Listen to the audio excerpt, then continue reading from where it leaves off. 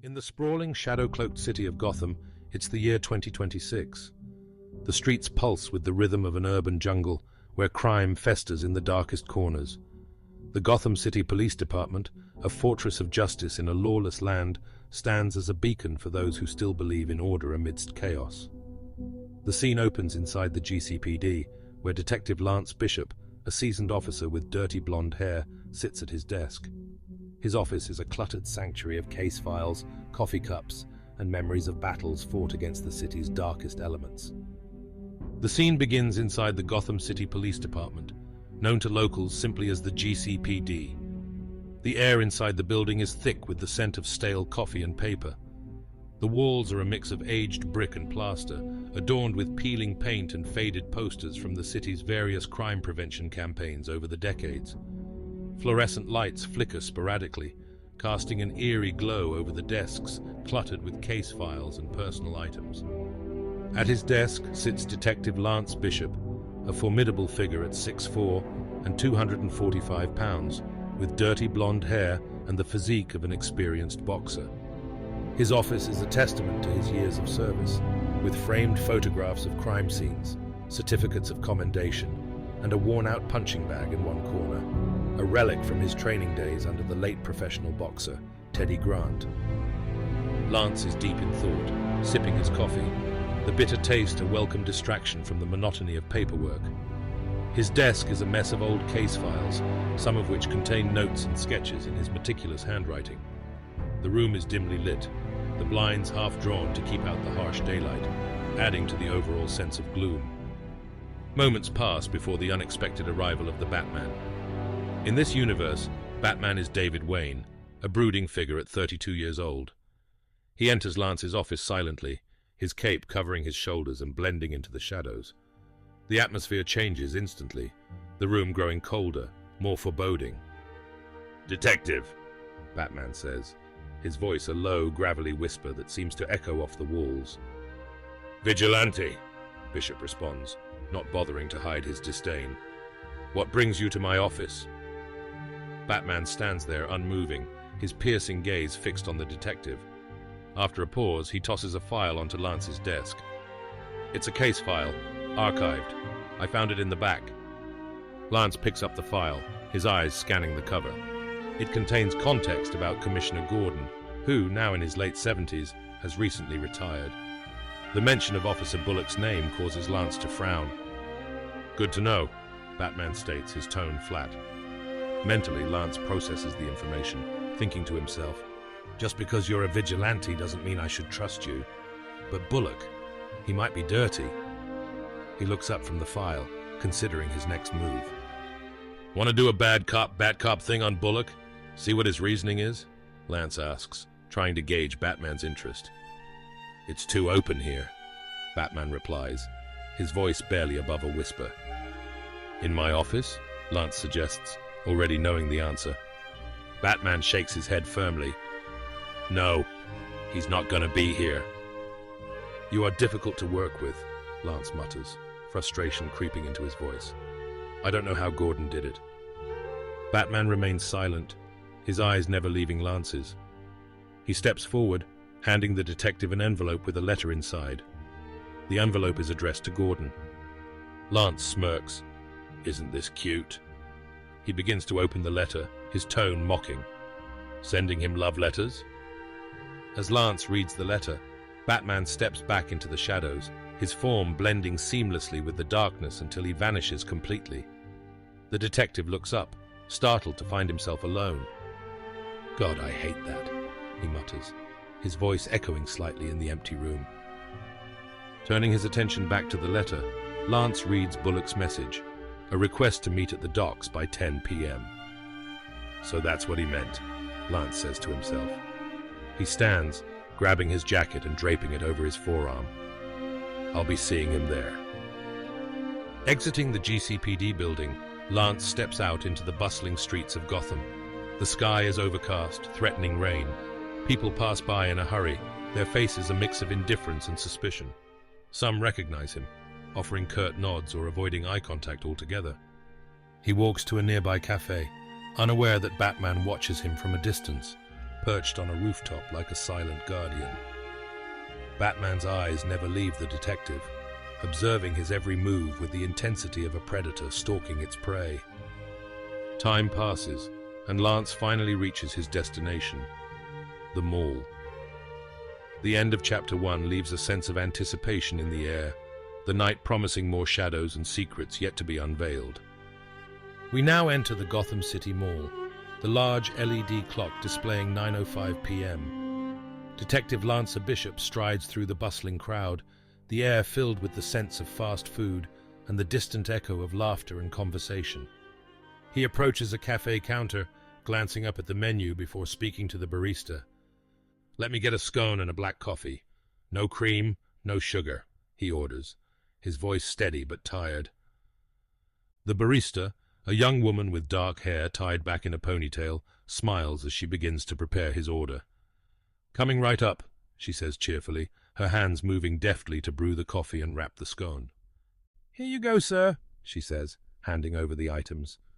"Thank you," Bishop replies, paying for his food before walking away. He sips his coffee, savoring the bitter taste, and takes a bite of the scone as he navigates through the mall's crowd. The mall is more populated than usual, a sea of faces moving in every direction. Among the crowd, a group of about 15 young people catches his eye. They wear a red and black color scheme, their attire and demeanor suggesting a gang affiliation.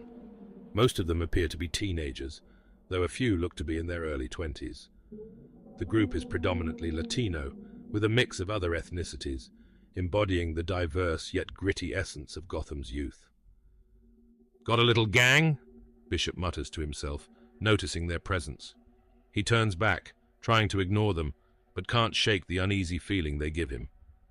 "Christ," he whispers, heading to the food court. He finds a table and sits down, finishing his food in silence. The minutes pass slowly, and as he tosses his trash into a nearby garbage can, he decides to leave the mall. The same gang from earlier takes notice, a few of them whispering among themselves. 6 of them choose to stay, but 9 others, led by a particularly enthusiastic member, decide to follow him. They move with a predatory air, like hyenas tracking their prey. Bishop, sensing their presence, mutters, "God, I hate people," as he exits the mall. The gang follows him, their footsteps echoing in the night. One of them, a boy around 18 with a cocky smirk, calls out, "Hey, old man!" Bishop stops, turning to face them. Despite being only 27, his demeanor and build make him appear older and more intimidating. He smirks back, "Yes?" The boy at the front, about 5'8" and bulky, steps forward. "What, you think you're better than us or something?" Bishop drops his coat to the ground, preparing for a confrontation. The boy continues, "I heard you were running your mouth in that mall. Got something to say to us?" Bishop remains calm. "I've got somewhere to be in 30 minutes. "Oh, so you're scared?" Another teen taunts. "At least make it fast," Bishop replies, slipping into a boxer's stance reminiscent of Mike Tyson. The group hesitates, sensing his confidence and skill. "Who's going first?" Bishop taunts, his eyes scanning the group. A hulking figure steps forward, towering at 6'5" and built like a football player. He grins maniacally. "You want to find out, tough boy?" The brute adopts a street fighter's stance and throws a wild overhand punch. Bishop steps back, maintaining his distance. The brute throws another punch, but Bishop rolls under it, delivering a powerful hook that stuns the massive teeth. "I've got like 10 minutes, Bishop says coolly, as the brute staggers but remains upright.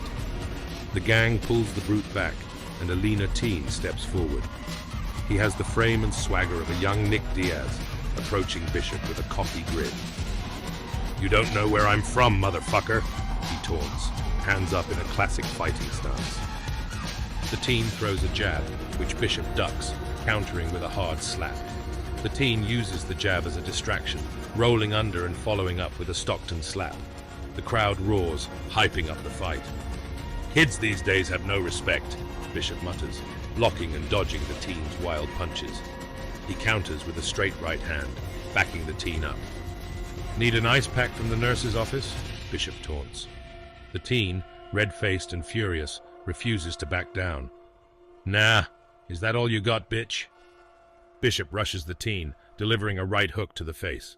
The teen recovers quickly, stunning Bishop with a jab and a thudding right hook. Wow, this one has potential, Bishop muses aloud, impressed. The gang cheers, urging their friend on. Bishop feints a jab, causing the teen to overreact. He shoots for a double-leg takedown, landing it perfectly and delivering ground-and-pound strikes from full guard mount. The teen covers up, trying to block the blows. Suddenly, the brute from earlier rushes in with a knife. Bishop sees him coming and rolls off the downed teen, wrapping his belt around his left hand. The brute lunges with the knife, aiming for Bishop's liver. "Will you all just back off?" Bishop growls, deflecting the knife with his belt-wrapped hand. The gang hesitates, sensing the shift in the fight. "We'll be back, homeboy," the Diaz-like teen yells as they retreat, anger and frustration evident in their faces. "I'll be waiting," Bishop calls after them, retrieving his jacket and checking his watch. Realizing he's running out of time, he hails a passing car, flashing his badge. "Official police business. Get me to the docks ASAP." The driver, an Indian man, nods urgently. "Okay, my friend, I understand. I will get you there." The driver speeds towards the docks, where fog blankets the area. Bishop spots Bullock under a streetlight, wearing a black fedora and dark blue jacket. "Good man," Bishop says, handing him $20 as they reach the docks. He steps out into the foggy night, the air thick with tension. Something feels off, an ominous sensation that prickles the back of his neck. Under a streetlight, Officer Bullock stands, a black fedora shadowing his eyes. "Well, isn't he ominous?" Bishop mutters, approaching slowly. "Bullock." As Bishop closes in, an elderly retired Jim Gordon intercepts him. "Hey, Jim, what's going on?" Gordon coughs. "What are you doing here, Bishop?" "Got a little letter," Bishop replies. "You?" Bullock's face flickers with fear as Gordon reveals. "So did I." "It's him," Bishop accuses, pointing at Bullock. "How many did you get?" Gordon asks Bishop. Bullock feigns ignorance. "I don't know what you guys are on about." "Don't play stupid," Bishop snaps. "Really, I got no idea what you're talking about," Bullock insists, his Italian-accented voice reminiscent of a mafia boss. "Then who the hell sent us a letter?" Bishop demands. "Huh? What letter?" Bullock responds, genuine confusion in his eyes. Bishop is momentarily speechless as Batman appears in the fog, his silhouette blending with the shadows. Frustration boiling over, Bishop steps towards Bullock, only for Gordon to intervene. "Sir," Bishop mutters. "Don't hurt that son of a bitch, it's fine," Gordon reassures him, prompting Bishop to step back. "Fine," Bishop concedes, eyes still locked on Bullock. Gordon approaches Bullock, voice steady. "I don't know what you want from me, or what you are, but I know you shouldn't be holding on to that badge after today. You're dismissed, Officer Bullock." Bullock's eyes widen in shock. "No, but you can't do that." Gordon extends his hand, waiting for Bullock to surrender his badge. Hesitant, Bullock finally hands it over, his face reddening with anger. "Glad you can still take orders," Bishop quips, grinning. As the fog thickens around them, Bullock turns to leave, then stops.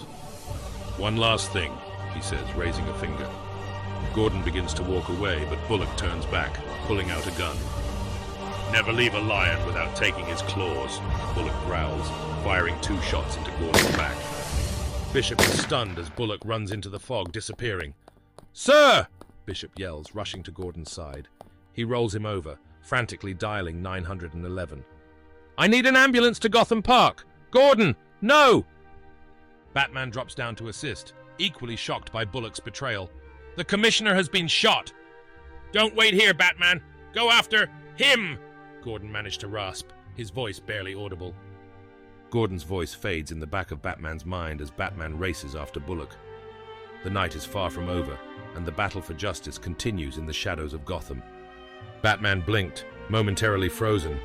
Lance turned to him, his expression resolute. "I'll stay. You go."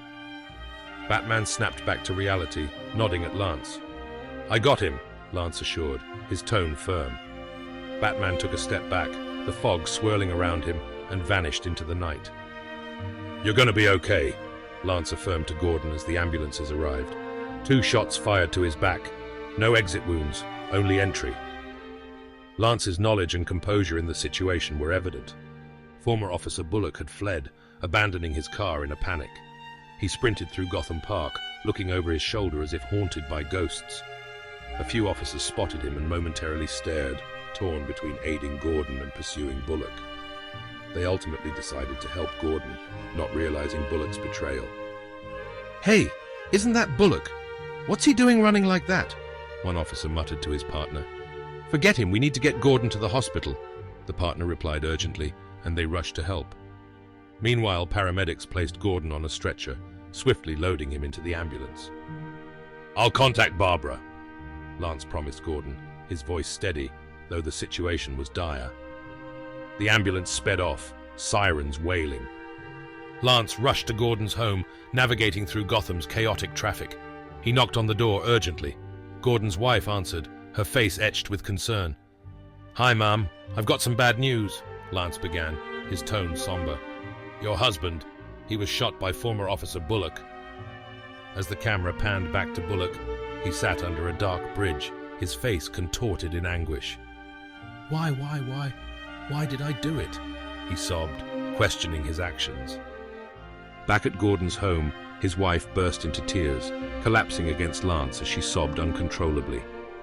Barbara Gordon, Jim's daughter, overheard the conversation and emerged from her room, her face pale and eyes filled with tears. "I am sorry," Lance said softly. No. Barbara cried, her voice breaking as she stepped out of her room visibly weakened by the overwhelming news.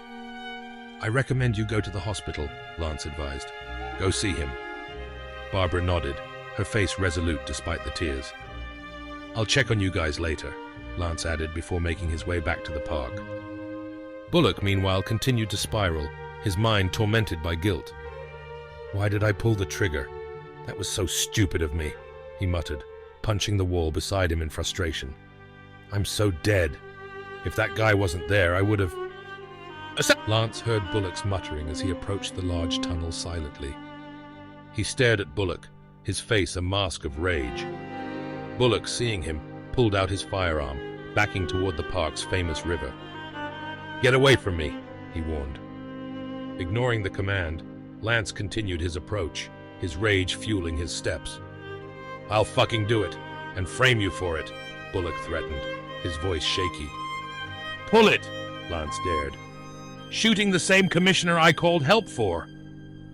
Suddenly through the fog, Lance saw white eyes staring back at him. "You could shoot a man with a kid, but not me?" Lance yelled, his anger boiling over. Bullock, desperate, fired at a streak of gasoline on the ground. Flames erupted, creating a barrier between him and Lance. The fire surrounded Bullock, the heat searing his skin, making him scream in agony. Bullock's screams echoed as he was pushed back into the eye of the fire. He believed no one could reach him now, although thoughts of dying and burning to death plagued him. "Idiot!" he shouted defiantly at Lance, who stood back watching the flames. "You think this can save you?" Lance taunted, unimpressed by the flames. "It damn sure might not, but I'm going to make sure they know you did this, Lance. You killed me, detective," Bullock screamed, planning to frame Lance for his impending death. "I would have done it anyway," Lance replied, shaking his head in disappointment. He hadn't noticed Batman's presence in the shadows. As Bullock prepared to face his fate, Batman grabbed him from within the fire, pulling him out. Bullock's screams of terror filled the air as Batman beat him down brutally, reminiscent of Kratos punishing the Greek gods. Lance stood by, watching Bullock get destroyed. Bullock attempted to escape, only to be pistol-whipped by Batman. Stunned, Bullock tried to run through the flames, but Batman headbutted him, dragging him back into the fire for another round of punishment. "Bye, Bullock," Lance said coldly, stomping on Bullock's burnt hand. Bullock screamed, his hand and arm engulfed in flames. Batman pulled Bullock back into the fire's eye, delivering a barrage of punches that shattered Bullock's nose and left his face bloody and broken. The flames began to die down, revealing Bullock's battered body. Batman, kneeling on Bullock's shoulder, was both physically and mentally exhausted. "That's enough, Batman," Lance said, hearing Batman's heavy breathing. Batman stood up, grabbing Bullock by the collar and throwing him over his shoulder with a display of supernatural strength. "I'll make sure he doesn't get the chance to frame you," Batman promised. "Thank you," Lance replied. "That would be excellent." Batman nodded, disappearing into the shadows once more, his grappling hook echoing in the distance as the fog began to dissipate. "Gets cooler every time," Lance muttered, shaking his head as he walked away. Back at the GCPD, the cops watched Lance walk to his office, their expressions a mix of respect and rebellion. Some believed in Bullock's innocence or supported him, creating a tense atmosphere. Lance finally reached his office, sinking into his chair after the long day. He began writing his report on Bullock, the events replaying in his mind. Meanwhile, Batman set the beaten and barely conscious Bullock on the roof of the Gotham City hospital, near the emergency exit. The scene was quiet, the fog lifting as the night gave way to a new dawn. The end.